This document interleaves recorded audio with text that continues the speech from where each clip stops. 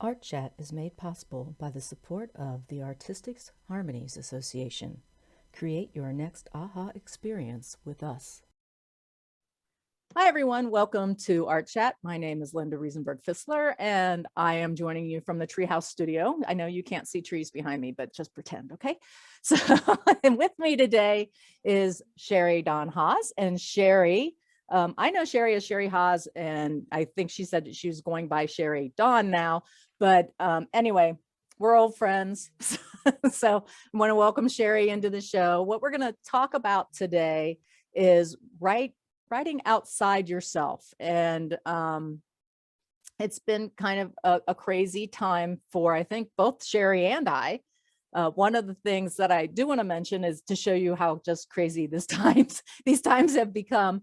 When Cherie is talking and on, you may hear some music behind her, and that is her son taking trombone lessons. So it's not like the 76 trombones are walking past us or anything like that, but Cherie's son is in the middle of a lesson, and sometimes we just have to multitask. I know it's been, gosh, probably 2 months since we recorded the last one, Cherie. So yeah, I wanted to get out there. This was a day that worked for both of us.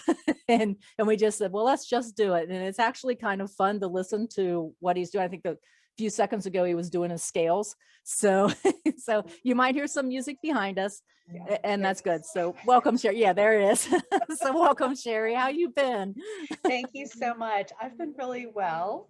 Like you said, multitasking, having multiple things going on at home at the same time. It's just the nature of still 2021 and Yes. being a mom and working from home and doing projects from home. So Yeah. thanks to you and for everyone for being flexible and enjoying the background music for That's today. right. You know, just pretend like we're on some movie set or something, and the band's over rehearsing while we're Yes. trying to film or something. So yeah, so it's been kind of crazy. And then I think the whole month of March, I was having my roof done, and believe me, I'd rather listen to trombone than pounding on a roof. And you would think, basically, I was thinking a day and a half, or maybe even a week at the longest part of that. But no, it was 3 weeks. And I live in a townhouse unit, a duplex basically, and so it's a very big roof. I get that, but it's really kind of strange because I would have thought like 5 days. It just didn't seem that complicated. But yeah, so that put out basically all of March for me and Cherie to get together. And then April was Plein Air Live, I think, for Yeah. for Eric and that group. And then it's just been kind of, I think, just kind of crazy the last couple of weeks. So we finally decided on Friday morning, and then I had to cancel out and push that to Friday afternoon because some other plans had been made. So yeah, so we are finally here, and glad that you all are tuning in and listening. One major thing did happen since the last time that we have gotten together, and that has been the passing of Richard Schmidt. Richard was an art force who will be missed by everyone in this art community, in the art world. And I did put that up. We had an interview back in 2013 with Molly, his daughter. And I did repost that out on Art Chat as kind of a memory. Remember Richard, or yeah, Richard. Sorry, I was thinking Robert for a minute. Sorry, Richard. So that you could hear Molly talk about watching her father work, and Molly also is an artist, and how he influenced her and many of us actually. So I do remember one cute story that I ended up like in total shock repeating or asking a question from. Molly talked about his dad fighting with flower petals, and she would hear him, you stay there, you're supposed to stay there. And it wouldn't stay, so he finally would just get glue out and glue it in place. And I was like, oh my god, Molly, did you really mean to say that? And she did. She said, no, she goes, it's not a secret. He's done it in front of all a number of people. So that was like kind of my favorite story from Richard. And yeah, so big loss to the art world. Big loss. Truly. And I would like just to say that I share condolences for everyone who knew him and also benefited from him and his art. Yeah, he was such a big contributor. It's kind of hard to have words for someone that big. I mean, all naturally nice words come because he was a wonderful gentleman, and he will be missed. I know Nancy's probably having a tough time, as well as a few other artists that I know that painted with him with the Putney Painters. And yeah, so there's a big hole to fill in the universe these days with Richard. So anyway, let's move on to why we're here. We're talking about writing outside ourselves, and that goes into a little bit of where we start struggling is when we have a character that isn't necessarily a part of our true nature as a writer. So we have to reach out and try and figure out how that, let's say if we're a really good person, how that evil person, is portrayed, and what he's feeling or she's feeling, and his background or her background, what got them to the place of being an evil person, for example, or flip that if you are an evil person trying to write a good person. So I wanted to talk a little bit about a book that I found very, very useful. And I showed this to Cherie in the green room. And it's actually kind of funny because it has my notes for my first book in it. So these were my notes. So this book is called Screenplay: The Foundation of Screenwriting. It's by Sid Field. So and he taught, and he was a force back. This book is so old. It's coming off its bindings. I showed Cherie, I have a stapled section that completely fell out of the book. And I think there's another page that's basically fell out since then. I'm not really sure where that's supposed to go. So you could tell that I have actually gone through this book and used this book a lot. He taught classes at a number of different universities. And one of the things that he talks about is character development. So what I wanted to do was ground everybody in what character development is before Cherie and I jump into talking about some recent issues that we've had, and a conversation that Cherie had with one of her beta readers on a character in her new book that's coming out. So when you're developing a character, you have internal and external forces that basically mold your character, that basically makes that character feel human, so that you're not sitting here going, oh no, that's really Superman. there's kryptonite, excuse me, that comes and renders him very human-like instead of having all these other human forces. So we're talking more about making a character feel like you could meet this person on the street, and like them or dislike them or be fooled by them. So you have, like I said, these internal and external forces that mold that person. So the interior forces basically form a character and basically become a character's biography, if you will. So the interior forces, think about it as that happened to the character, whatever happened to the character from birth to when your book or film starts. Okay.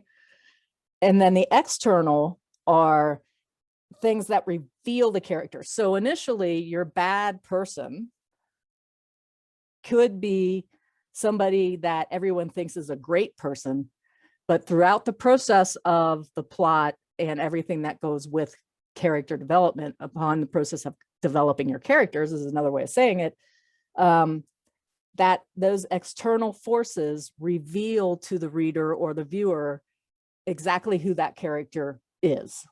Okay. So with that in mind, then you can also take the interior forces that we have, the birth to when the book or the film starts, and that can be conveyed in flashbacks, for example. So my character of Nicole in the Blind series, I started with her back when she was a kid. Her parents died at some point in her life. I know what that point is, but it's like around in her teens. Then she has an aunt that brings a whole different process to her, a whole different type of life, where her parents were very driven and goal oriented. For example, Nicole's aunt is very new age and free living, because we're talking the 60s. So now she has two different, influences in her life, and she's got to kind of start balancing that. The others were very religious. This aunt isn't, so what's the truth? So she's been dealing with that ever since college, for example. And I reveal some of that in flashbacks throughout the book. And the same with, Sean has a whole background, and so does Bobby Jenkins. So those can come and also become external in a way, because it reveals a part of the character through the flashback. So the question that I have for Cherie, and I'm going to want Cherie to talk to us about what happened with her beta reader, is what happens when a character you're writing about is so far from how you lived or how you perceive life, and basically against your belief. How do you write that? And Cherie, I think you have an experience that will start us out for this conversation. So go ahead. Yeah, thanks, Linda. And that was a great introduction, by the way. Thank you. You're welcome. Character development, it's so important, and it's also such a struggle. I think it's really easy for us to make one-dimensional characters that are flat.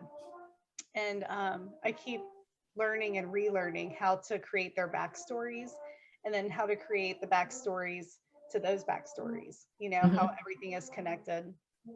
And sometimes we see it done really well, and that's my inspiration, is if you could take any character, or like minor or major, and go back and really figure out what their whole life looks like. It just helps kind of like flesh everything out. So in the novel that I'm currently working on, there's a violent scene in it. And I don't personally enjoy violence as entertainment. I can see that. I think anybody that knows you can see that. It used to not bother me, but I don't know. I don't know if something just changed, or if I just sort of, I don't know if it was like one simple thing, or if it was an evolution. But these days I just I don't know, I just prefer more peaceful things, comedy, stuff like that. That's not, that doesn't upset me.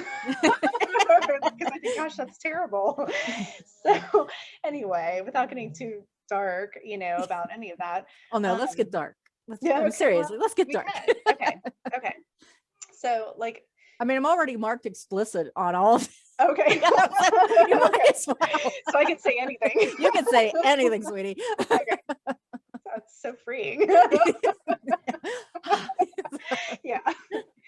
But I guess, and I'm sharing this because I am a writer, and so this is going to tie back into my writing, right? Yeah. So for me, just personally, I feel like I already see so many awful things on the news and in reality, that when I'm taking in content that is meant to be entertaining, I want it to be also inspiring or educational or light. I want it to make me feel good, and I don't want it to make me feel scared, even though it's just a movie, even if it's just like a sci-fi movie with an alien or something, because I feel like it gets into my dreams and things like that. It makes me nervous, and those aren't things that I want to cultivate. Right. And this also ties into my yoga practice, has come up before, that's a big part of who I am and who I've become. So I consciously think about what words do I want to hear? What sound vibrations do I want coming into my mind? And is it screaming or is it laughter? You know what I mean? And nothing against, I'm not saying that we shouldn't have violence in entertainment. I wish there was less of it, or maybe more of the opposite, to counterbalance it at least. Right. But as I was developing this novel in particular, I realized that you know, obviously, like there has to be drama, right? There Right. has to be. And so Right. throughout it, I've been trying to pay attention to content that I really love that has drama that isn't violent in some way. Because I'm like, how can I make this dramatic? How can I make it interesting? But as you know, it's not always up to us because I think once the characters start developing, they sort of tell us what happens. Right. And you just sort of have to let them take the reins and tell what their story is. And so for these characters, it happens that there's violence with it. It's a violent scene with a man. And in my first draft of it, I didn't show anything that happened. I said, I sent one character to another area and she came back and everything was done. I've done Just that. very naive. I'll be the first to admit that I'm naive. Well, it's 1930s version, right? Yes. See, like you can insinuate, right? Right. Yeah. The door closes. What happens Yes. next, Yes. And depending on the voice they're you gonna have use, sex. and then depending on the voice you use, it's either something very beautiful or it's something tragic, Like, Yeah. well, And yes, we do have voices in our head for those who are going, where are you? Okay, voices. Yeah, totally. totally. We rely on those voices. Yeah. And I think that ties back into some other things that you touched on in the beginning, Right. so maybe we can circle back to that too. But Sure. what I found is that in the version that I had of the story where you don't really see what happens, my last beta reader actually thought that my characters responded like psychopaths. Like he actually used that word. He's like, Wow. because why, like, what did this guy do to deserve what happens in the book? And I was like, well, this is what he like, this is what he did. And he's like, well, I don't know that. Like, I just think that, you know what I mean? Like, there's no way for me to know that.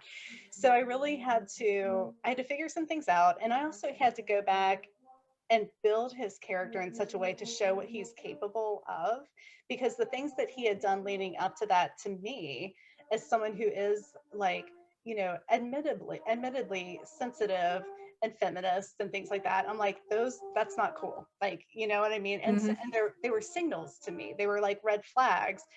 But to this reader who was a man, and like very open-minded man, not like he doesn't get it or anything like that, but he was like, that doesn't justify this though. And so I had to say, okay, like he doesn't to me it does, but to him it doesn't. So I need to make it, because I don't want half of my readers to think, well, that's not right. You know what I mean? So Uh-huh. I want to bridge it. I want to create this understanding.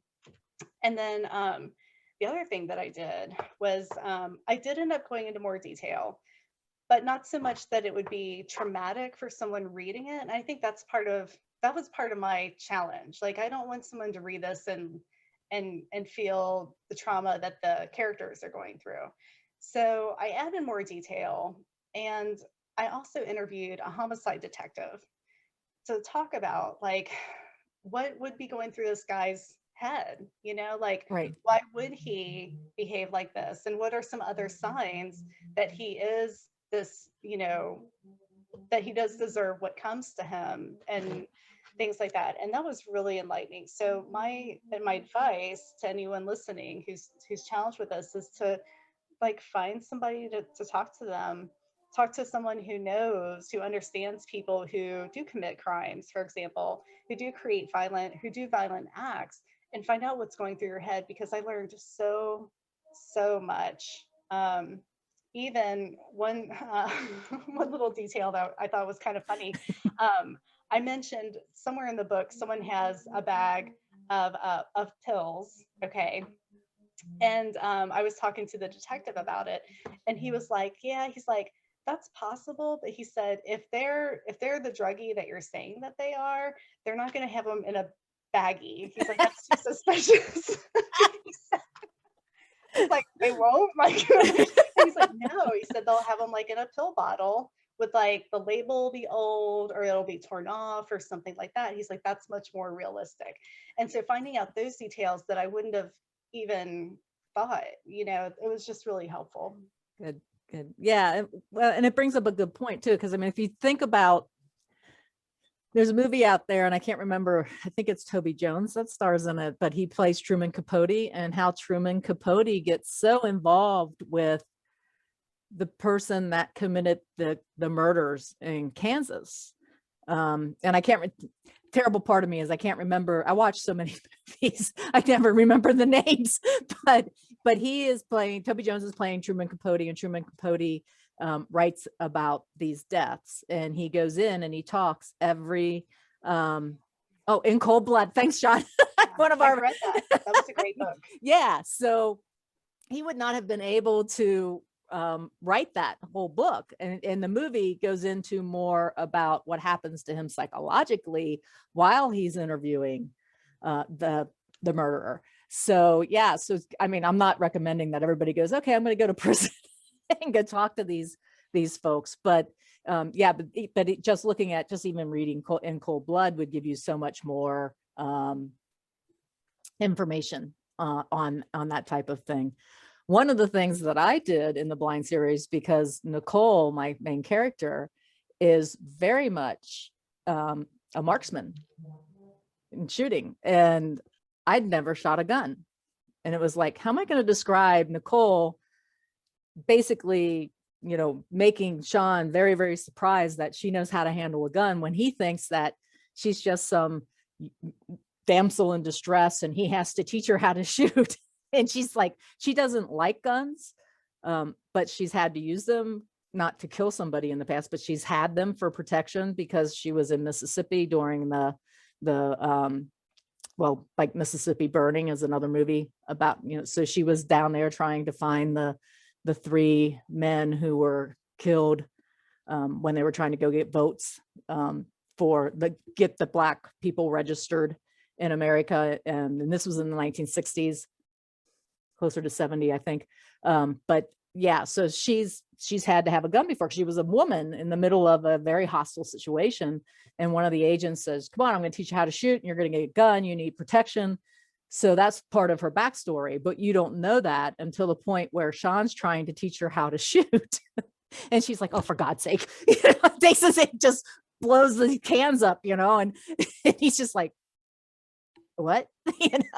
So basically, so that became a question for me. Could a female just, very easily pick up and shoot a gun without any kind of prior experience? And the answer is, yeah, you could be a Deadeye.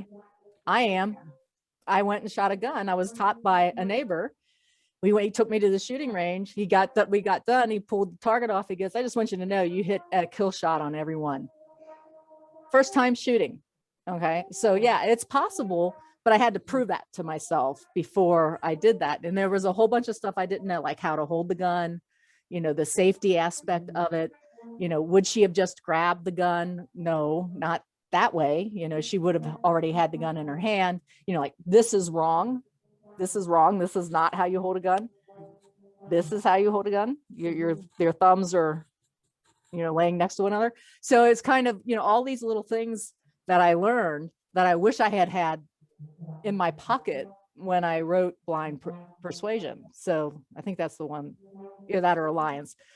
My memory is shot, so it's just completely gone. So that kind of thing, it is interesting. And then we were talking in the green room. Close your ears.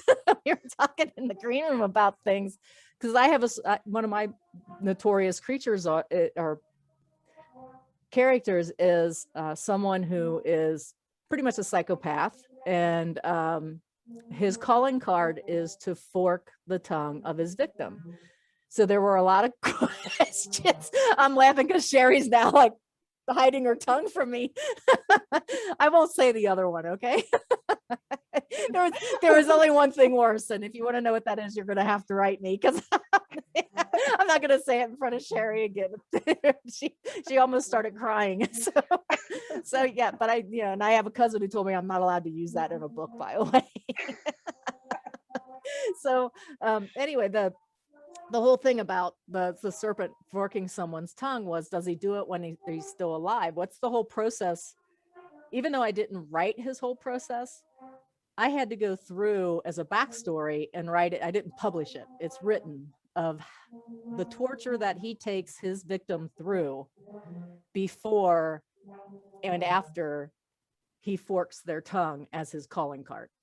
And there's one thing that I say when I write that you know that tongue has been forked before the person has died. And that is that the mouth is shut. And when you open it, blood gushes. If it was done when he was dead, the heart would have not be beating and the blood would not have pooled. Yeah. So if you're into all those kind of forensics, you understand the process that this serpent goes through. Yeah, I think that that's a brilliant touch too, because you're going to have just enough readers who would know that information, just like with the pill bag, you know, right, or the exactly. prescription bottle. So I think having as much detail to make it realistic as possible is really helpful. There were a couple of other details like that that the detective had shared with me that I just didn't even think to question, you know.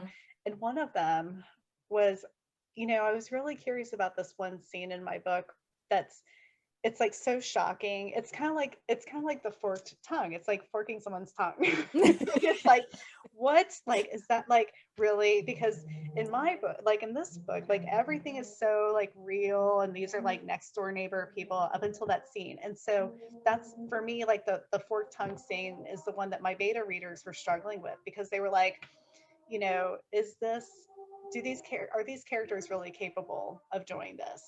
And so I had to keep going into their backstories to show they're just twisted enough, and they're best friends. Like they will do, and that's the whole theme of this book, is that they will do anything for each other. You know, like if if you have that type of a best friend where you call them up and you say, hey, I need you to help me bury a body, and they say, okay, where? Like, I'll be Where are there. we gonna Where's the meet? shovel? Yeah. And so it's that type of relationship. But oh shoot, I forgot where I was going with that. Oh no, I know what it was. Sorry. When I talked to the detective, like this is someone he told me, one of the first things he said to me was that he's probably seen everything there is to see, because he was retired by now. And so I was like, well, this is what happens in my book. Is that too far off the, you know, off the path, like to be believable? And he was like, no. He's like, actually, I saw where, you know, XYZ happened, and it was comparable to this.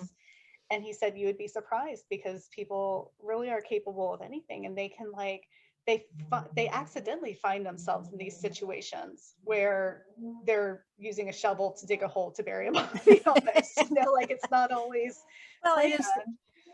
Right. It's not the murder itself or whatever happened wasn't planned, but now all of a sudden it's like your first inclination is, from being a kid, oh gosh, I can't get caught, you know. So here we are digging like crazy. I can't be caught. You know, the circumstances of what comes after that is, you know.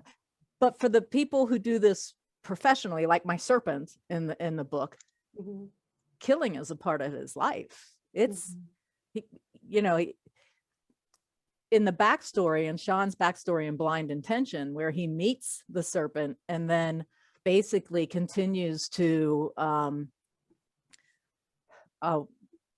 wouldn't say be an associate, but be close to him when he's working with the IRA, and then they become enemies from some point on. This one point on, and that point is basically when the serpent gets too close to Sean's wife and daughter, and the wife and daughter don't know that Sean's MI5, and then becomes MI6 basically, so that he can track the serpent.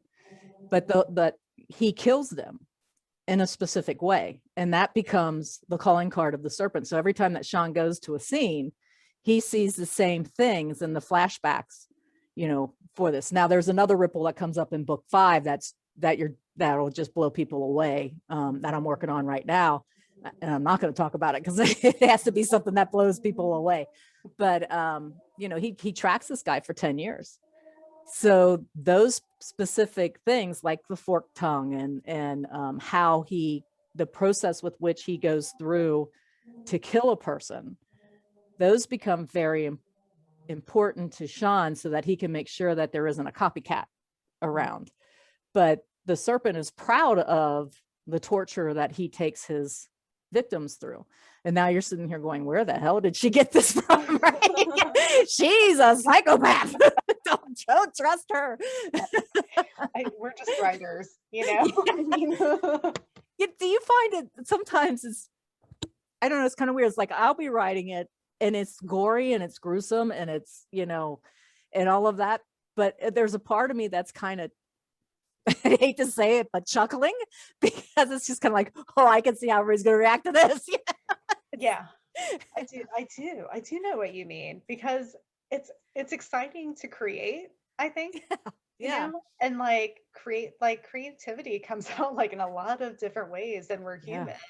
And it sort of captures all of our different emotions, and it's exciting whether it is gory or funny or sexy or sad, it's all exciting and exhilarating. It's the human experience. Yeah, well, it's kind of funny. It's like the day that I sit here and don't go, oh, when I see somebody like an animal running across the street and there's a car coming, and I sit there and go, oh, get all the way. I mean, even a squirrel, I'm like, get all the way. The minute I don't do that in real life, then I know I better go see somebody, because it's, turning into the serpent, So, but yeah, it's an interesting dichotomy. Yeah. And, if we can, one point that has come up in my mind since we've been talking about this is also having showing the positive side of our antagonist. And that goes back to it being like a multi-dimensional character where they're not flat. They're not just, it's not just like an evil character or a bad person. And so how do you find that balance to create your antagonist or your main evil character as being well-rounded in that way? Well, my guy's psychologically sick. So the only way that would be a redemption for that particular person, of course, he is killed later by Sean, which is in the viewer or the reader's mind, that's yay, he finally did it. He's gone. So that is kind of a redemption.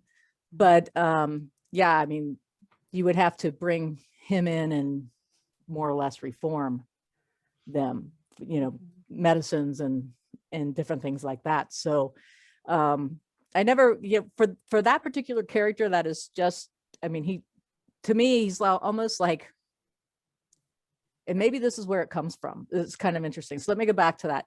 In high school, we're really going back. In high school, I was taking a psychology class, and the teacher said that we had to write, we always have to write a theme, paper basically on one, and we had to be the psychiatrist that diagnosed what their conditions were. Well, at that time, so we're talking, I graduated from high school in 79, and the psych class was only offered to juniors and seniors because of, they wanted to make sure since you were old enough, I guess. And we had to then pick a character not a character, a real person that we were going to do this analysis on. And it had to be someone that you could get a lot of reference material. So by the time my class was right before the end of the school day. So I said, Charles Manson, and the guy rolled his eyes again. And I said, what? And he goes, do you know how many people have picked Charles Manson? It better be good, Linda, because you're going to get an F, if it's not good. So I went into the psyche of Charles Manson. And I mean, Helter Skelter, The Family, all these different books that I read. And I mean, it got to the point where I would go around and look in every closet, under every bed, make sure every door was locked, make sure that somebody left the light on just so that there would be a light on before. And I mean, can't tell you how many times I checked my closets and under my bed and everything before I climbed into bed to go to sleep.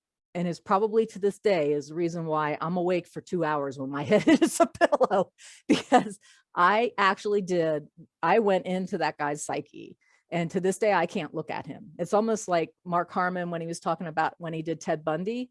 he had to go off for 6 months on his own to get Ted Bundy out of his mind.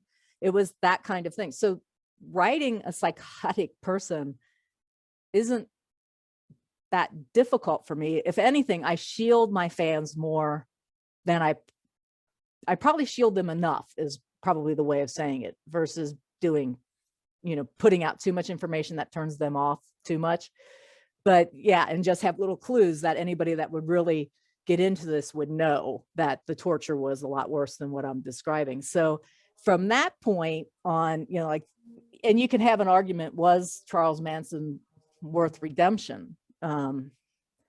He never thought he was. So, I mean, that was one of the things, he never was sorry for anything that he did up to the day he died. He didn't ask for forgiveness. So, if you think of him like as if Charles Manson were a fictional character, though, I think that he would work really well, because even though he was evil, like, he was likable, right? Like, yes, he was. That was his, Yeah.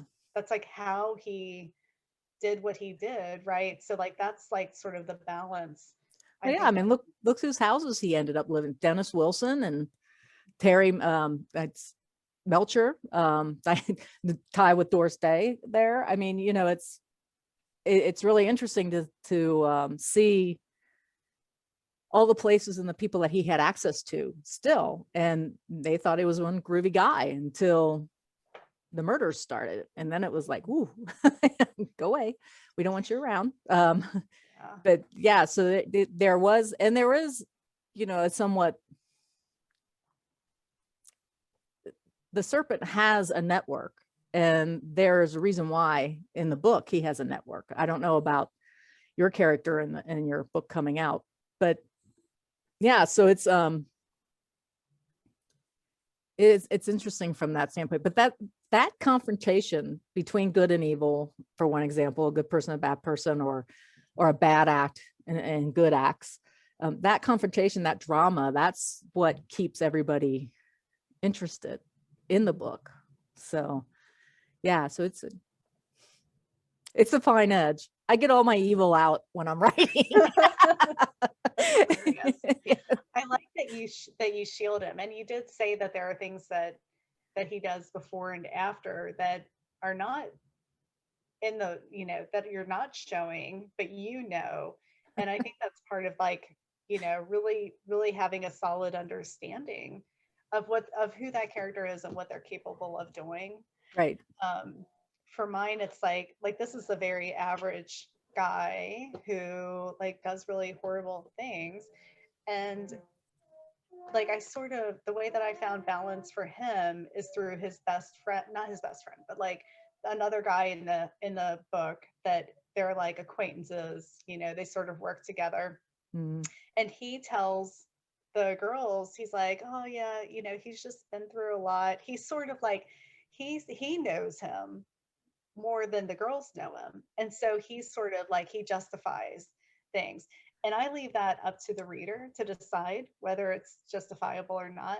But I think that's the beauty of literature, is that like when you read something, and this is what's gotten me excited, like hearing back from my beta readers, because they have had very different responses to each of the characters, and I think that's it's exciting, because so much of who we are as a reader or a viewer or consumer of the content and the entertainment is reflected in our experience. Right. So it's fun. You're probably the only person I know that has a smile on their face after they have beta readers read their book. I'm a glutton for punishment. Sure are.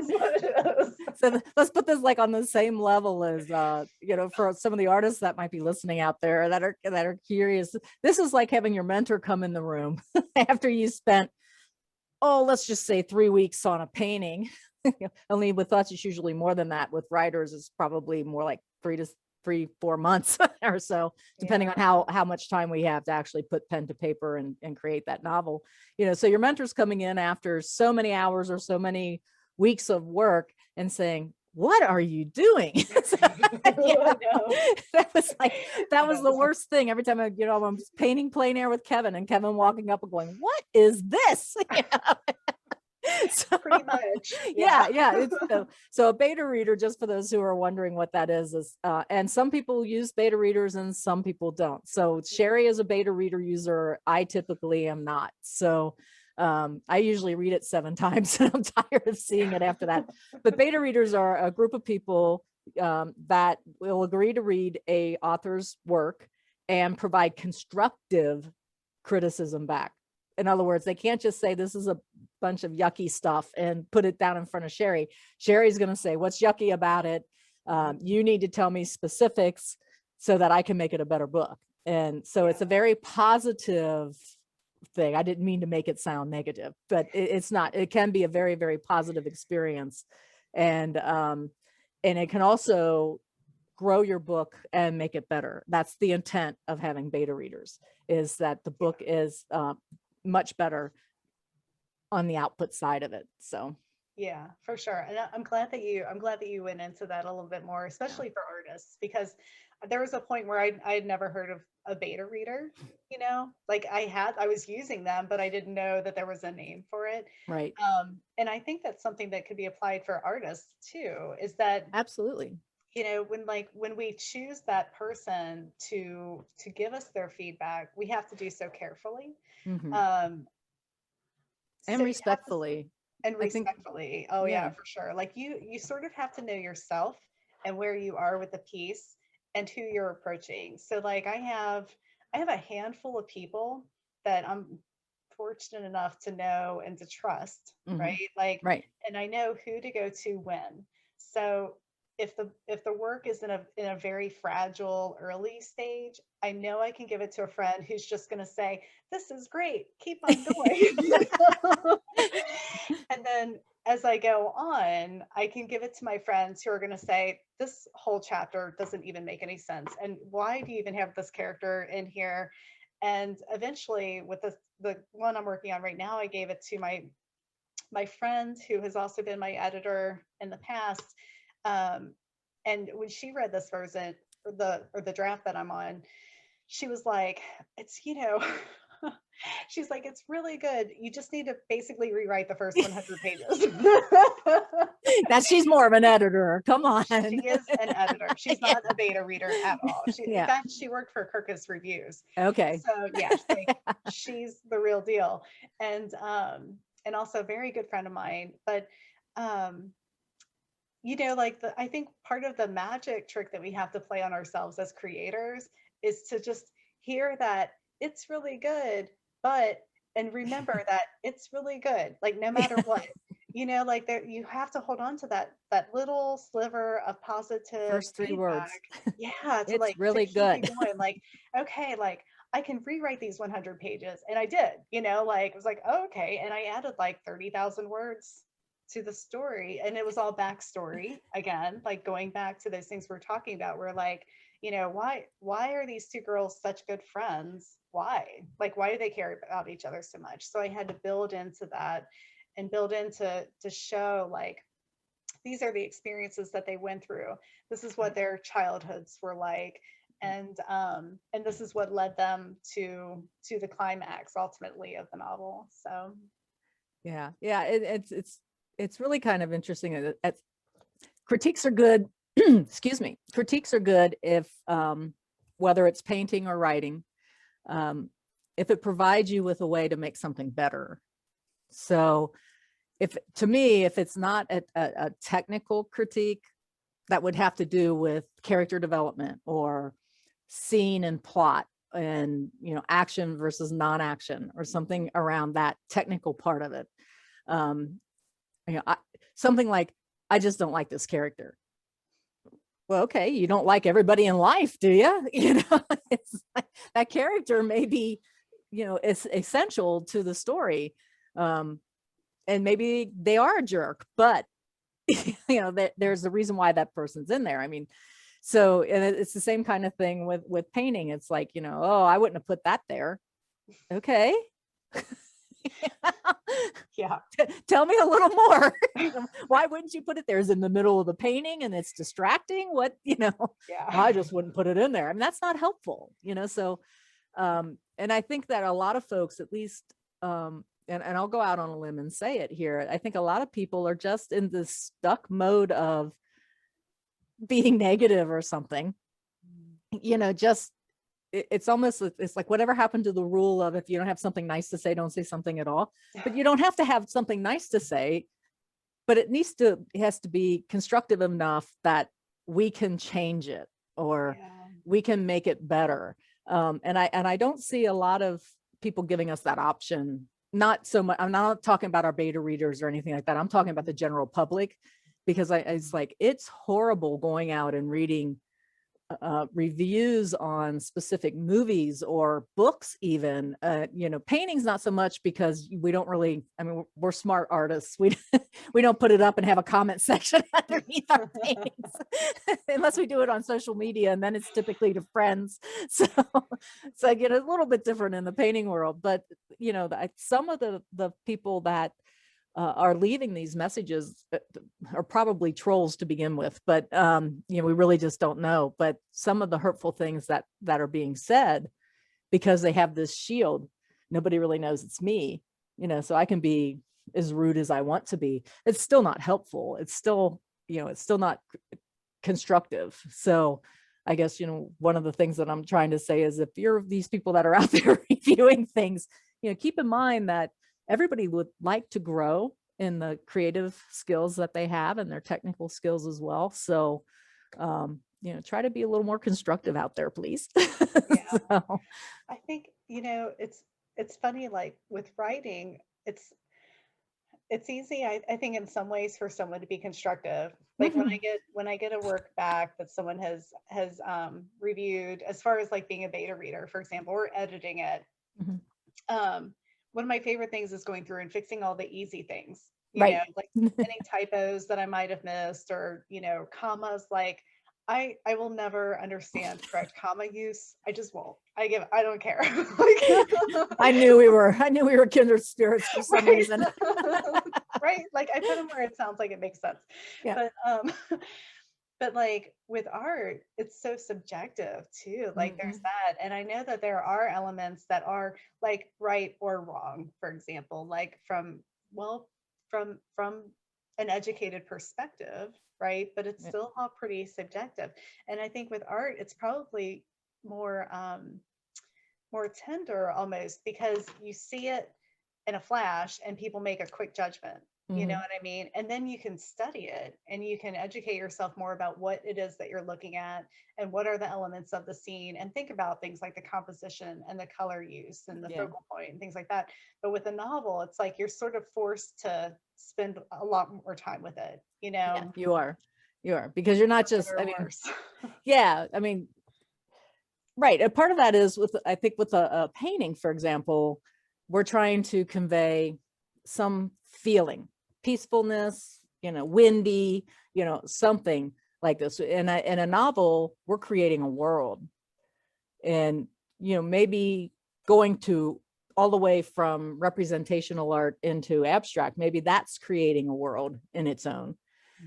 So that you're abstracting what you regularly see or normally see into something that doesn't look remotely like the representational version of that. So, as hard as it is for a representational painter to get into abstract, that's the journey that we're talking about with like character development and creating a book, creating a whole, each of us all have our own little worlds. So my world is in Asheville, and Cherie's world is in Kentucky. and it's just like but yet we're still part of this bigger world too. So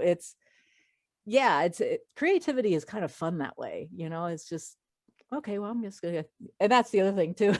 When I'm writing, it's like, you know what? If you don't make this right, dude, you're going to be gone in the next scene. That's what, I'm tired of writing this character. Time to kill him off, But we also talk too. I mean, I said it earlier. The characters really do tend to have their own voice, and they tend to dictate to the author what they want to do or happen or have happen to them. So Cherie, you had mentioned earlier that something I said in the beginning, thought maybe we might circle back around to. Was that character development in itself, or was it the external and internal force of them? Shoot, I didn't jot it down and Okay. I don't remember, but we could probably go in either of those directions. Okay. Yeah. So anyway, they just as a reminder, the internal part of it was it forms the character. It's the biography of the character. It goes from birth to where the book or film starts. And then the external part of that is it reveals character and it defines and the need for action that the character has. And that is usually where the film or the book begins to its conclusion. So, and then we had talked a little bit more about how interior forces can also be played back in flashbacks. And basically, we hope that we brought a little more light to how we as artists figure out how we're going to portray something that isn't in our nature. So any additional things to say? Gosh. Other than the fact that we're just having fun talking about killing characters off and stuff. Yeah. I mean, it is always fun to talk about writing and creativity and art. I would just say, like, if you're a writer, especially, to just really explore your characters and don't be afraid of where they might take you, even if it's not somewhere that is within your normal psyche, or your normal spirit. Yeah, it's and like I said, we're not recommending that you guys walk into a prison and talk to people or anything like that, but do know that if you are lacking in knowledge, and one of the reasons why, like, Cherie went and talked to the homicide detective and stuff, if you are lacking in knowledge of there, it's better to go out and try to find, I mean, if it's just reading nonfiction books on certain things. Hold on. Okay. So sorry about that. I'll cut that out. So you need to do the research before you start to write something, because one of the things that I find really funny right now is when I'm watching TV, and I was watching a series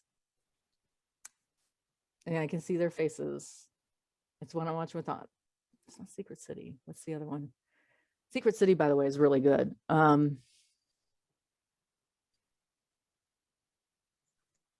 It is Secret City.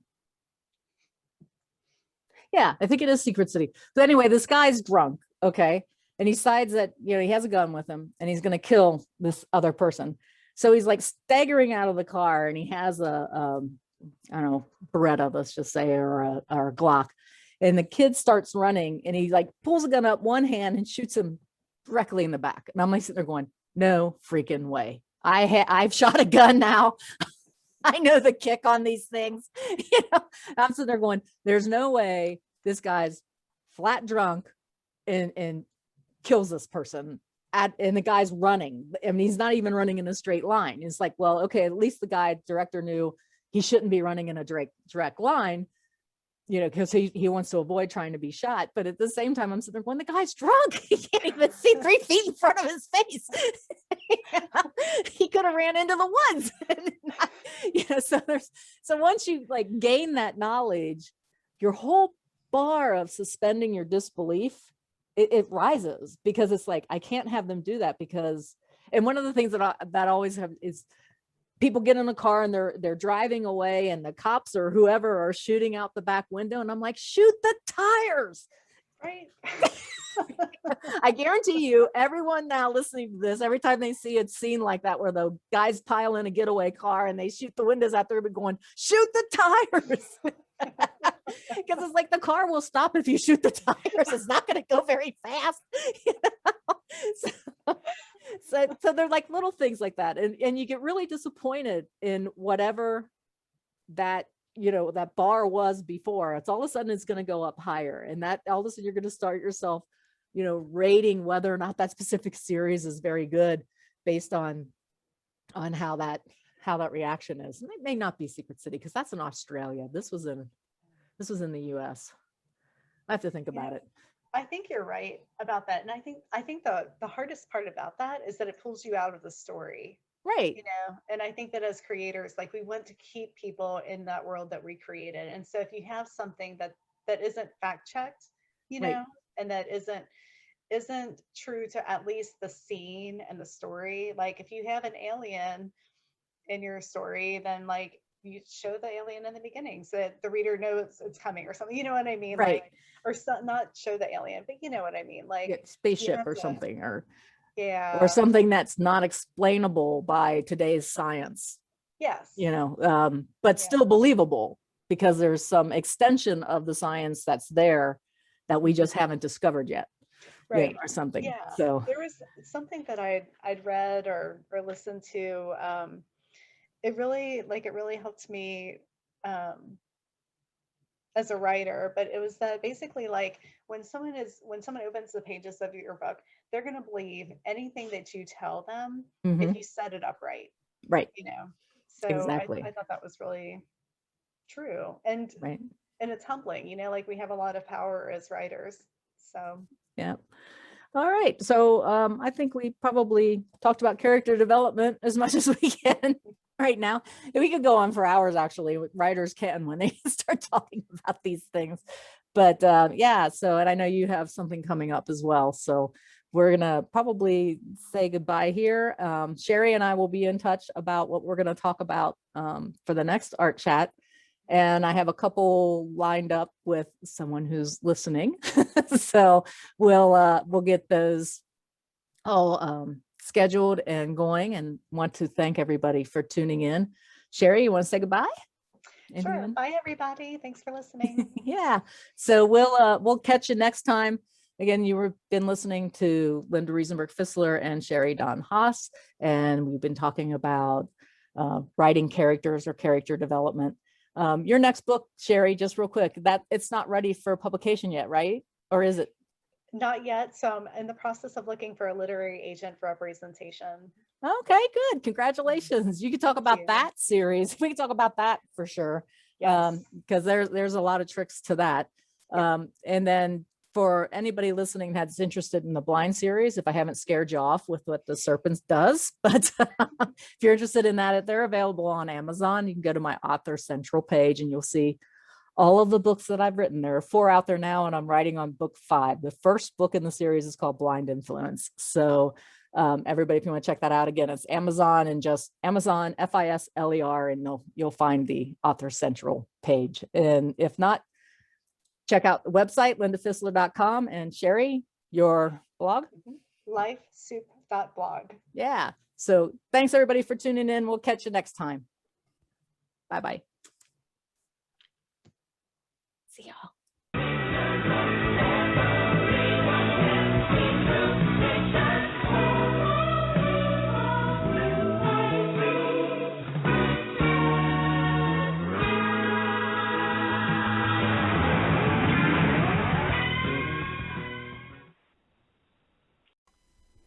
Art Chat is made possible by the support of the Artistic Harmonies Association. Create your next aha experience with us.